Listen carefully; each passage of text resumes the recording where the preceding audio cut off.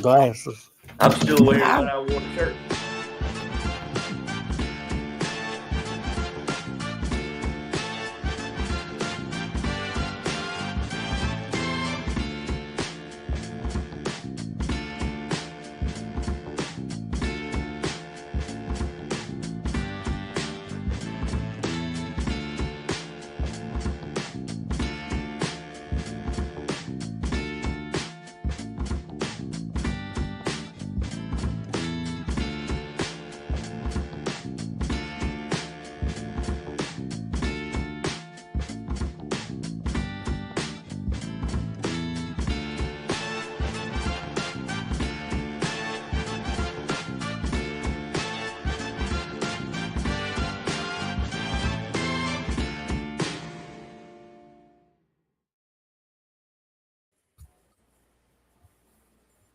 Good evening. Good evening. All right, y'all. As y'all can see, we've got an addition to our podcast, and we're gonna let everybody get to know a little bit about Jeff Barano. I've known Jeff for a good many years. Craig has gotten to know him a little bit through the podcast, and Yep. and so um, we'll start out with that. Jeff, you want to tell us a little bit about yourself? Well, first off, I want to thank you, Freddie and Craig, for the opportunity to come in and just talk. I enjoy talking Clemson sports. As you know, Freddie, you and I have had the opportunity to speak a great deal over the years about things that go on in Clemson and share our love for athletics. I do appreciate the chance. Just a little bit about me personally. About 2 years ago, I retired from working in school administration in Sumter County, then back in Clarendon County, and I've gone back to teaching as a working retiree. So I've enjoyed that the last couple of years. What school are you at? I'm at R.E. Davis over just across the Clarendon County border, across 95 there. Okay. He's a glutton for punishment. He went from administration back into teaching. So yeah. It's been a good change now. I will say that I've enjoyed it. Well, I can understand, man. Kind of like my profession is, once it's in your blood, it's in your blood. And so, well, Craig, how's your week been? Man, had a great week. Busy week. Today was the best day. I was telling Jeff a while ago, got up early this morning and got ready for church, serving on the worship team, playing some music. Always love to be able to serve like that. And, good lunch, good nap, and got to spend some granddaughter time this afternoon. So that was icing on the cake. How about you, bro? That's always great. I can tell you. Yeah. So, Jeff, how about you? You have a good week? Oh man, it's been wonderful. This time of year for educators is a good time of year. We do appreciate that break. And school resource officers. Yes. Mine same. Great week. Ended up going up. I think I told Craig last weekend I was going to go up. We're going to start out with a little bit of basketball tonight, y'all. I went up to the Clemson Carolina basketball game Tuesday night, and Jeff, I know I saw you the other night. I told you the story. Craig is just hearing this story for the first time. We had to drop my cousin off because he has trouble walking with his breathing and stuff. So my nephew Isaac and I are walking up. We walked past Lot 5 and Tiger Walk and all this, and we're getting close to the Avenue of Champions. For those that don't know, that is the avenue that goes between Lot 5 and Little John Coliseum. Okay, so we get there, and as we're walking up, I hear the security guard, a black Toyota Tundra, pulls up, and passenger side window rolls down, and the security guard says, "Hey, Mr. Dabo," and I'm like, "There's no way that is Dabo Sweeney right here in front of us in a Toyota Tundra." And then I hear this voice from in the truck go, "Well, you reckon they'll mind us popping in?" And as soon as I heard it, I'm like, "That's him." And sure enough, we walk up. As we get closer, we can see that there's Kathleen in the passenger side and Dabo driving. So it was a pretty fun experience for the common fan, I guess you could say. So, and then on top of that, the greatest part of it was we got the win over the Gamecocks, and it Yes. really was close as the score showed. So, so it was a good night in Tiger Town Tuesday night. So Yes. And today, yes. even though we almost blew it again, I was like BYU all over again. Yeah. Well, I told Jeff earlier, just before you got on, Craig, the difference in today's game and the game 12 days ago was we really hit our free throws. Yeah. We hit our free throws the other night, we win that game. But Right. that's what we love about basketball. It's also what we love about Brad Brownell teams for some reason. I don't know. I don't have an answer to that. But They kind of reminded me of I don't remember the year. I think it was in the 80s, 70s, or 80s. Jim Valvano's NC State Wolfpack, the cardiac. Yeah, The we make sure. Yeah, we make sure we don't do anything easy with the basketball team. So, but a win's a win. That's right. And that guy brought that up tonight. He said, "Look," he said, and during the broadcast, he said the key here is it may not have looked pretty to some Clemson fans, but it still goes in that win column. And in just a couple of months, ain't nobody gonna remember that we were up by 20 and almost lost. That's right. Hey, I'll take it. That puts us 10-3 in non-conference. That's right. Pretty decent. It gets a decent schedule when you got Alabama, BYU, Cincinnati. Georgia looks like a good win. So I would say they said Georgia just eased into the top 25. So look, I mean, the two of those three losses were against the number 12 and number 10 teams in the country. And we had what BYU was 10, right, when we played them. Yep. Yeah, that's right. Oops, that was a win. Yes. I mean, yes. Sure they was. beat us but I mean, on the scoreboard, but I mean, we showed we got some grit, That's right. Well, and that's the thing. I mean, even if you remember, we started out against Alabama. We looked like we I hate to say this, but we looked like Cincinnati when we started out against Alabama and stormed back in the second half and, had a chance to win that game. But again, free throws. Yep. So, that's right. And we start ACC play New Year's Eve, I believe, right? That's right. The 31st, Syracuse. See who we play. Let me look this Syracuse. Syracuse. Yep.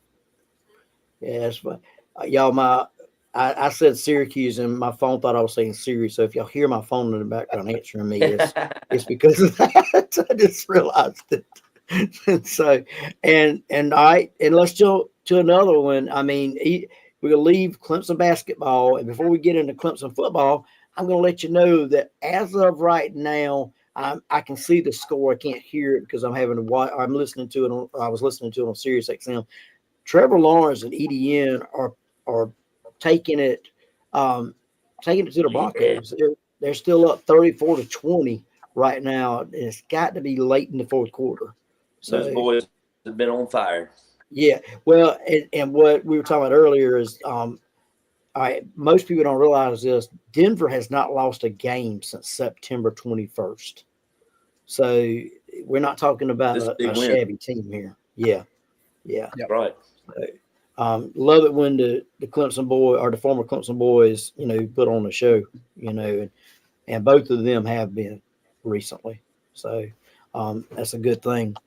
All right, let's jump on into what most everybody probably would tune in for, and that is, as y'all noticed, this is episode 17, by the way, and crazy. Seems like we're rolling on along, but this one I listed this one as the next man up edition because you got 27 altogether right now. As long as nobody gets hurt, you're going to go into the Pinstripe Bowl down 27 scholarship players. So we're going to get to see some of the young guys, for next year, as long as they don't transfer out or anything like that. So, Craig, you brought up a good article earlier about what Tom Allen was looking at. You want to bring those two guys in? I bring them up. Darian Mayo and Brandon Strozier. Mayo plays defensive end. Strozier, I think, is a corner or a safety. I think it's I think it's corner, the nickelback. Okay, plays nickel. There you go. And I've seen Strozier's played some during the year. I'm excited to see what those guys are going to be able to do. I am too. Look here. I'll be honest with you. I'll tell you another one I'm interested to see, and that is, what Stephen Green can do when he's, it's his to do now. You know what I'm saying? I mean, Right. He's going to be the man going in. So I'm interested to see him. Yeah, I've talked about him on several of these episodes. Oh, yeah. I'm real high on him. He's got a motor. He does. He does. He's going to be good. Yep, I agree. I'm excited about that. What you think, Jeff? Well, I think the game, of course, because that's when the lights are on, that's when the money's made. But the practices leading up to the game will hopefully give the staff some insight into who they need to go after in the portal, how hard they need to go. You look at defensive end, we feel pretty good with Held and Lawson if he comes back from injury. But will one of those young defensive ends step up and maybe allow us not to pursue one in the portal? Same thing at corner, same thing at defensive tackle. I think we're going to hit the portal pretty hard on the defensive side, but exactly where, because you do have limited resources. You only have but so much money to go around to entice those guys out of the portal. So these are some important weeks for them. Well, I mean, now keep in mind now, Dabo has said, and the media is eating all this stuff up about that he's not going to make deals in the portal. What do y'all think about that? Well, I agree with that. Well, I do, but at the same time, I'm going to ask this question. All right. He makes that comment, but how did he get 3 players here last year? Well, I think now I will say this. I liked all 3 of them. Oh, I do too. No. And that's saying. Yeah. But he did something to get them. You're right. As far as wheeling and dealing, I still believe, now I could be totally wrong, this is just my opinion. I think that Coach Sweeney is big on what he's got there, development, recruiting and development.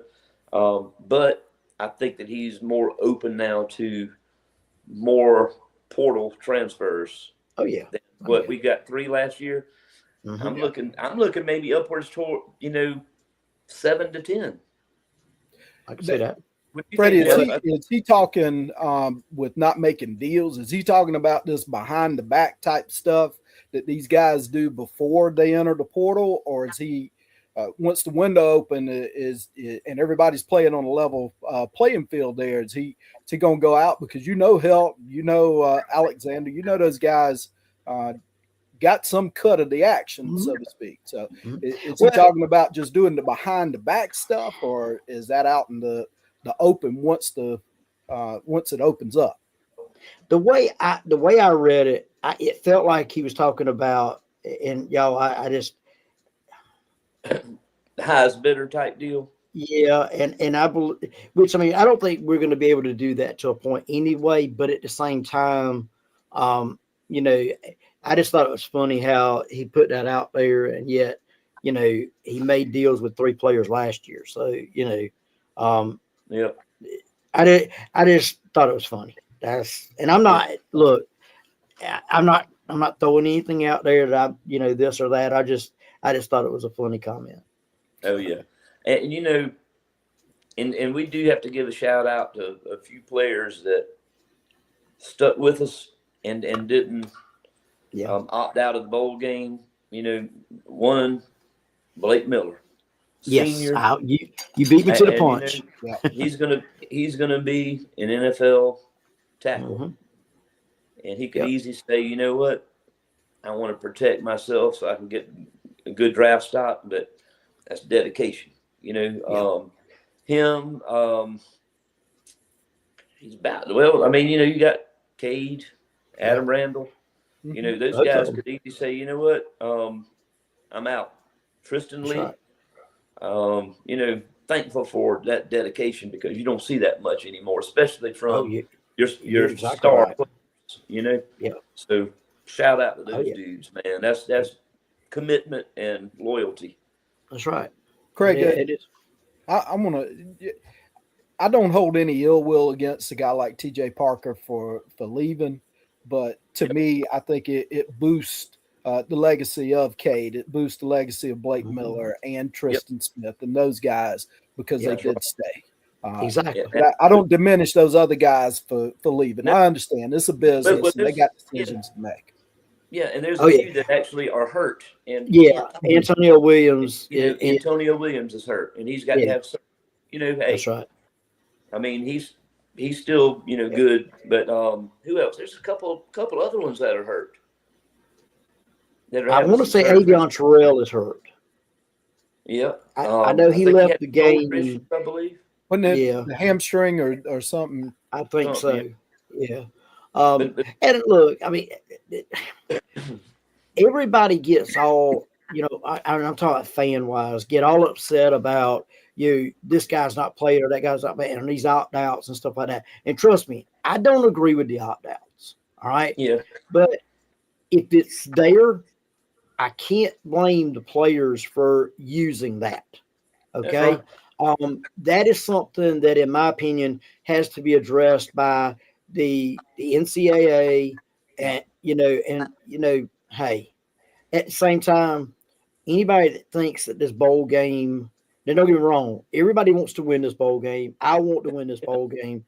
There's nobody on the staff or on the team that doesn't want to win the bowl game. Okay, especially against Penn State. But at the same time, the whole reason for accepting a bowl bid outside of the playoffs is for that extra practice for a leg That's up on next year. That's right. And we've experienced that to the fullest extent this year. Honestly, Freddie, it may be a blessing in disguise. With T.J. Parker playing, you might not see Watford a whole lot in the bowl game. So That's right. just to get a chance to see him, it may end up being that. Yeah. That's right. I can see it. I can believe that. I can see that. Hey, and another shout out to a ball player is Will Helt, who was a transfer, and he's coming back next year. Yeah. And he had an incredible year. He, in my opinion, he was MVP of the defense. Oh, I agree. Mm-hmm. I have to agree there. And he's coming And back. I do believe that Will Helt would have gotten. I'm not going to say that he would have gotten drafted. If he did, I don't believe it would have been high. But at the same time, he would have had a chance in the NFL, and chose to come back and run it back one more time. I'm actually kind of looking forward to seeing what we do in the portal and what we have coming, for next year. At the same time, I am really looking forward to seeing on the 27th, what pieces we have to work around and mold around going into next year. So, Yep, absolutely. It's going to be interesting. Yeah, I think it is too. I mean, you think about it. We're what's today's date? 21st? 21st. Yep. 6 days? We are 6 days away. 6 days. Hey, 6 days away. Penn State's had a lot of attrition also, so Yeah. Man, I was looking at the depth chart, and man, I'm gonna tell you what. Honestly, it kind of looked like a high school team going up against a JV team as far as Clemson's look like they've had more attrition, which is expected because they lost their coach. They got, what I'm saying, they get to transfer out, sooner than others do or so. I'll tell you what, I'm going to say it again. That James Franklin, I like him. He's going to Virginia Tech now, so now we got to compete against him. Might not like him too much after that, but yeah. Well, look here. Dabo has found a way to have us ready for about everybody. So I'm not too concerned about that part of it. I'm kind of like you. I don't have anything towards James Franklin, other than the fact that he decided to come compete against us. So yep. And And speaking of attrition, a while ago, I pulled up the depth chart. Looks like there's 6 starters on defense that won't be playing. Yep. Um, They said half of the starting defense will not be playing, and that's and this is what's exciting to me. Like we're just saying about being able to, Jeff was saying, be able to see, it's a good thing because we'll be able to see what some of these other guys have. And these are guys, we follow recruiting a lot too. I love recruiting. And these guys we haven't seen a lot of in games, but they've been highly rated players. Stephen Green, Heaven Brown Schuler, second team. Yep. Vic Burley is going to be a starter, Yeah. co-starter with Champ Thompson. We're going to get to see a little bit more of Kobe McLeod. Yeah. I like the way he's played. And like Corian Gibson. Who else was it in there? And Strozier. Yeah. And, and then there's some people in here I've heard of, like in the Furman game late in the fourth quarter. Fletcher Cothran is on the depth chart. Who else is in here that was, on the depth chart? He's second. He's second team. Look here. Here's another one. Second team wide receiver, Parker Fulgham. Who is that? All right. No Tell me this. To the dude, but, Tell me this. How many of those guys, once the depth chart came out, they took a picture of it and sent it out? Look at this, guys. I'm second string. That's right. But I just had to throw that in there. Oh, here's another one. Yeah. Second team, Clark Sanderson at wide receiver behind Tyler Brown. I don't recall him. Never heard of him. No disrespect to him. Yeah, but that's where this is going to be an interesting game. Yeah. And Well, you kind of. All right, and the sad part is, you kind of have to feel sorry for Tom Allen. And I mean, I know they've been preparing these guys for this whole thing. Okay, I get that, but at the same time, if we go in there and we lay an egg, and I don't expect us to, I truly believe that we win this game. I do too. Matter of fact, we will give our predictions before we leave tonight. Okay. I expect us to win the game, but let's say we go in and we'll lay an egg. All right. And the vulture is going to be out. Well, and even with knowing that most of these cats have not started a game in college. I mean, it's just, so, hey, it is what it is. Jeff, who are you looking forward to seeing in this game? Well, I'm excited for Tyler Brown. I think he's been kind of forgotten with Antonio Williams playing a big part this year. I think he might be one of you guys that stand out. On offense, especially defensively. Again, the defensive end that you mentioned earlier, Watford. I'm excited to see a little bit of him. See what the future holds there. Do we hit the portal hard there, or is he enough with Lawson and Helt coming back to give us a good 3-man rotation there? I don't know. And you know what? You're right, because we are thin at defensive end. Cade Denoff, I was looking just now. Cade Denoff is going to be a starter, but he's a senior. He's going. We're going to have a lot of youth there, and I think that's going to be a portal need. But I want to say something about, you said Tyler Brown. I'm glad you brought him up. A lot of people forget when he was a freshman. I think Williams was hurt then. Yep, and he was. Tyler Brown was a star for us. That's right. His freshman year. I think his sophomore year he had an injury bug. He's a junior, right? I think so. Yeah. I think so. Yeah. Yep. He had the injury bug, and then he kind of was behind Williams this year, but he had flashes. So, hey, Jeff, that's a good one. I'm excited to see what he's going to do next year. He'll be a good complement to what Antonio did. I believe so too. Same mold as Antonio. Yep. And think about it, with him coming off of injuries and stuff like that, it'll give him a shot next year to show what he's really got, and I'm looking forward to that. Me too. Defense, I'm looking forward to Stephon Green. I told y'all that earlier. I know we've seen him. Okay, I'm I'm just looking forward to seeing him as the guy.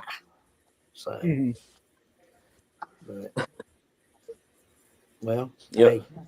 Yep. All right. So, and I tell you, I'm with Jeff. Tyler Brown's one of them, and I just looked. Tyler was redshirted last year. He's listed as a sophomore, but there's another one on here, true freshman, and there was an article I read about him, wide receiver, Juju Preston. Yeah. Yes, and they're talking big time on him this week. I noticed that too. Yep. So hey, you know what? I still think we get the W on this, but I'm with Jeff on this too.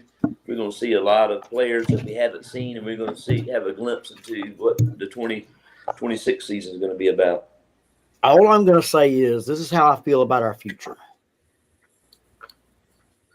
There you go. Future so bright, you got to wear shades. I mean, now if the lights go out on me tonight and I have to jump up, I might break my neck, so I'm going to take them back off. But that's right. Yeah, I really feel like Tom Allen is going to really help this team out. We all know that defense wins championships. You've got to score, but you've got to have a good defense. And no offense to, or no disrespect to Wes Goodwin. He had his teams up until last year had really good numbers as far as stats go. But I'm going to tell you, I think Tom Allen can, and here's the thing, we're not going to get another Brent Venables, okay? No. But I do believe Tom Allen's going to, put the defense into a position that they can compete like his did, right. Once all of his pieces are in place. Yeah. Now, I was telling Jeff earlier, I thought it was funny. One of my nephews brought up, the part about, this week when they've talked, when the media's kind of talked to Tom Allen, it seemed like what they've been asking him is, what do you think about the portal? Do you think what does the future look like on the defense? Whereas when Riley stepped up to the mic, it's been with all of the discussion about, what's going to happen in the offseason and, you might be leaving or how do you keep your team focused? And I really think there's, I think that's the difference in where we're at with offensive coaches and defensive coaches. You see what I'm saying? Yep. I think that's going to be an interesting off-season, piece to the puzzle. It is. We're going to, Riley, I just hadn't seen any consistency in play call. No. And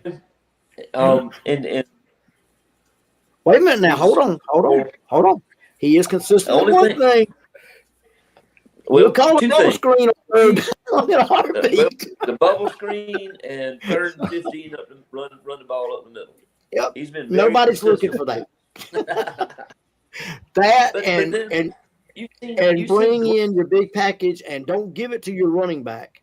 Give it to every time. You're 6'2", 230-pound power running back that fights for the extra yards. I mean, he's a big second effort dude, Oh yeah.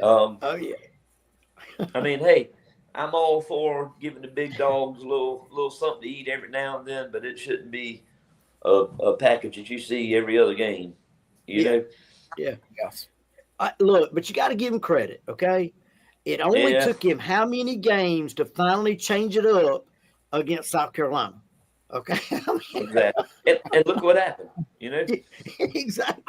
Exactly right. Yeah, you know what? Jumbo package is great when you got those big boys blocking for you, not running the ball. Oh, yeah. But yeah, I could live the rest of my life not seeing Peter Woods try to jump over a lineman with the ball out. I'm sorry. I don't ever want to see that again. Hey, he's trying to be like Christian Wilkins. Staying one. He's not a Christian Wilkins. No. That's right. But Riley had some good play calling, Yeah. There was some good play calling out there, and I thought the Carolina game was pretty well called game for him. That was one of, For and see, football. that's just it. All right. One of the things that has really bothered me with him is there we go, y'all. The lights are going out. All right. So if you get to a point where the running game is picking up, I mean, 8 yards on average. Okay. All right. Why do you go away? And I'm not saying you got to pass some. Okay. You got to be balanced. I get that. But you go completely away from it. It makes no sense. But this is one thing that we didn't see a lot of. When the running game is working like that, then you throw a pass play in there. What happened to play action? Yep. Those play action passes. I mean, they're expecting run because run's been so successful, and all of a sudden you over the top with a long pass play. You don't see that. No, and that's what I think that's been the biggest complaint with him. Yeah. Jeff, what's your opinion on Riley's play calling? I think it stretches. He does a real good job. I think his biggest deficiency is developing quarterbacks. I don't know if it's more of an issue of developing quarterbacks. Your offense is going to be predicated by what your quarterback can do. If your quarterback can throw, you can be a throwing offense. If your quarterback can run, then you can mix that in. But if they can't do those things, then you're limited in some way. So I think he may have in the 3 years failed more as a developer of QBs as opposed to maybe play calling. Play calling gets easy when you got a defense that's got to respect everything, and I don't think defense has respected everything with us. Yeah. And by the way, y'all, I agree with you 100%. And with what's that? It is final. Jacksonville just gave Denver their first loss since September 21st. Good. On December 21st. Awesome. Good. 34 Go Jags. Yep. So. Well, and it's interesting to see what Riley's going to do with Vizina and Denson. Yeah. In spring, in off season. I can't really. Is there another quarterback in the mix? Heir apparent. Yeah. And hey, what's that other dude that we just got? Tate Reynolds. Yeah, Tate. Yeah. And I think he's probably been a little underrated. Yeah, and I've been hearing that he's gonna have something to say about who the starting quarterback is next year. We'll see. Hey, and you know what? Iron sharpens iron.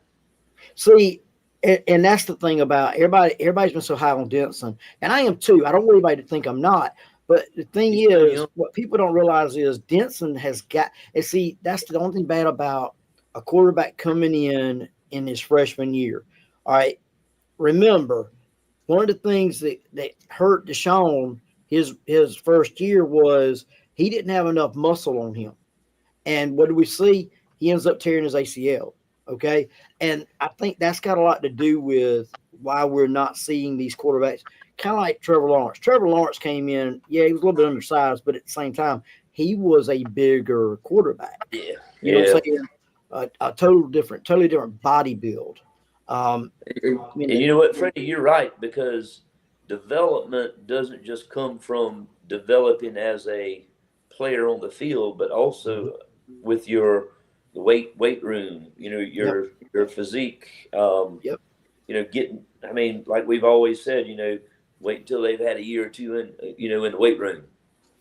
Man, look here. Until I started writing with the Clemson Junkies for the time I did, I had no clue how much went into the off-season regimen as far as food they eat.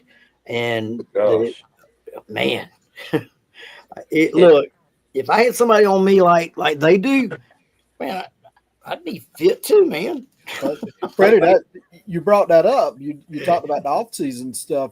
We got to change there with Batson retiring and a new strength guy coming in. Well, but now the good thing about that is, and I'm just gonna throw it out there. I am hoping and praying that we don't see something similar to what we saw with Thomas Austin. Okay, because Thomas Austin tutored underneath the offensive line coach for all those years. And I love Thomas Austin. I love listening to him speak. He's done some interviews, and it's amazing to listen to what he's got to say about some of the stuff that goes on behind the scenes that fans don't see, as far as what coaches do and stuff like that to poach players and stuff like that. But I'm just hoping that it's Love, right? I think his name's Love. I think so, yeah. I'm hoping that we don't see a drop off, from Coach Batson to Love. I'm gonna tell you now, y'all. Coach Batson's videos at the beginning of the fourth quarter make me want to run out. My cousins had to pull me back into the stands a couple times. You can't go out there, boy. You're too old. You get hurt. I'm like, hey. Look here. Yeah, you're right. Especially that fourth, right at the beginning of the fourth quarter. Yeah. Oh yeah. Man, that thing get me fired up. I'm 165 on a good day. I felt like I could run to a big old oak tree. Look here, you'll never get me to believe that there's a better video right now than they don't put championship rings on clean hands. That's right. That's or right. smooth hands on smooth hands. That's the truth. It's when you're out here with nobody else but you and your brothers side by side. Cheerleaders aren't cheering, fans aren't screaming. So, hey, like I said, y'all, it's winding down. We got one more game. Not the way we thought it was going to go down, but at the same time, seems like just yesterday that Craig and I were previewing the season. Am I wrong, Craig? Does it not feel like we did that yesterday? It does. And like you said at the beginning of this podcast, episode 17. So that means that's been 17 weeks that we've been doing this. And hey, it's been fun. And I'm glad to keep doing it. And I'm also going to give a shout out to Jeff, even though he's sitting right here. I'm looking at him right now. Jeff has been somebody who's always come in there and had comments and questions. And you know what? I love three of us on here. Oh, yeah, I do too. The only thing that bothers me is, keep in mind now, we lost a viewer. So, now we got to find somebody else to chime in and, throw us some curveballs, y'all. Well, you know what? This is something I think that's going to be sustained for us. And first, hey, this is the first year doing it. First few months doing it, and I think it's going to be something that's going to take off. That's why I think it's good to have Jeff on here. We got three different views, even though we have a common cause here that we are pulling for, the Clemson Tigers. But it's good to have three different opinions, three different views, three different insights. I like that. Oh yeah, I do too. Yeah. And we are still going to, I know we've talked about it. And keep in mind, we've been wanting to get this thing on its feet, walking or crawling and walking before we, venture out and ask our guests out and stuff. I have put a word out to Coach Ford, and hopefully in the next week or so, I'll get an answer on, when he feels comfortable, being a guest, if he still feels comfortable doing it. Coach Ford's opinion is a trip. Yep. Harold Jameson, when we start hitting in, once this football season is over and we start hitting on a little bit more basketball, Big O has already said, just say the word and I'm there. So, well, speaking, you said that, and I told you the other week that that I would probably try to reach out to Greg Buckner. And funny part from that game today, they come down the lane on a fast break, and it's dished to Ace, and he goes up and slams it, y'all. And I promise you, as soon as I saw it happen, all I could think about was that jam against North Carolina when he did that on the rim. It was awesome. But y'all, maybe if you let Greg know that Big O is going to be on, because Big O said I will be there, and that's my buddy, and I know he will. So wouldn't it be cool to get both of them on at the same time? Oh, it would. Nice. I'm also going to reach out to Sharon Wright, who I got to know really, really good whenever they did when Wayne Buckingham did the the tournament at Yeah. Clemson. They do every year. I went up and played in that tournament. It was I'd always wanted to play on the Walker course and got to enjoy that. And I don't know if I've ever told either one of y'all, but I'll tell you a funny story from that. We get up there, and I didn't pay extra money for a special guest to play golf with me. Okay. It was like $200 extra or something like 100, $200 extra dollars. So my nephew and I, Jacob, we rode up, got there, and they forgot that we were in the tournament. Okay. So they put us with Coley. They call Coach Ford nicknamed him Coleslaw. This cat is y'all. I can't tell y'all how funny this guy is. Okay. But he let us know during the whole thing or during the thing that Coach Ford would give them nicknames because he couldn't remember their name. Okay. So he nicknamed him Coleslaw. Right. He's from down next to Orangeburg, down that way. Well, anyway, it's the three of us. So we don't have a fourth.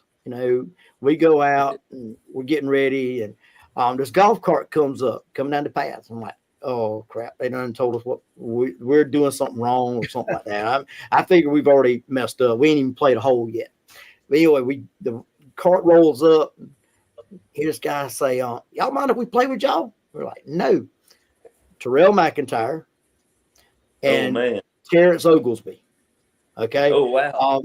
And I have had numerous conversations with Terrence Oglesby. I could probably call him up and see if he would want to come on. I don't know if he stays so busy with college basketball now but y'all, I'm gonna be honest with you. Anytime I go to Clemson, I feel like I'm in heaven. Okay. As a Tiger fan, but I can promise you that day was better than any football, basketball, baseball game, soccer match I've ever been to up there. Just the three of those guys playing with me and my nephew. And, that was one of the funnest days I've had up there. Well, I bet that was. Oglesby, he's good commentating now. He does excellent job. And another enjoyment or special part of that game or that thing was Eldon Campbell was actually there to support it and to play in the tournament and stuff like that. Wow. And I'll never forget me sitting there because they fed us lunch afterwards. And we were sitting there. It was Danny Ford sitting beside me, Eldon Campbell sitting across from me, Horace Grant is down from me, and Eldon Campbell's telling all these hilarious stories about his time as a Laker, man. And here's the thing, he had no clue who I was, and he's telling these stories, he's talking to everybody else up there, and I'm sitting there going, all right, you knew that on the wall.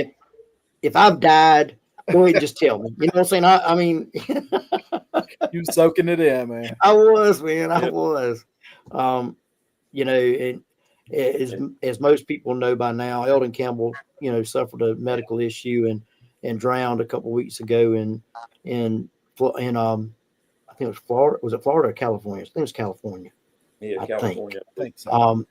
But they are doing, and if anybody's interested, and I can get them the information, they're doing a memorial service for him at Clemson in a couple of weeks. I think it is. I think it's gonna be in January. But and it's well, and a lot of people don't realize this, but he and Horace Grant actually narrate the video at Little John. They started with it last year, and they narrate that beginning video talking about the history and all that kind of stuff for Clemson basketball. So that's awesome. But and for those that don't know, we're in a sad part of it right now. But George Bennett, I met Mr. George years ago at Ipsy Supper, and for those that don't know, he is the one that got the cannon started in Death Valley. He's also the one that came up with the $2 bill with the Clemson Paul on it years ago, for traveling to show that the Tigers were in town. Yes, sir. He truly was. And sadly enough, I think it was Friday. It was either Thursday or Friday. They were getting ready to go to his funeral. The day of the funeral. Yep, went to pick his mom, or Jeff and the sister went to pick their mom up. Found out that she had passed away in the night in her sleep, peacefully. And that, and somebody posted it, and I think they posted it so good that it was a sad story, but it was also a beautiful story because A love story. yeah, true. it was a love story, to the end.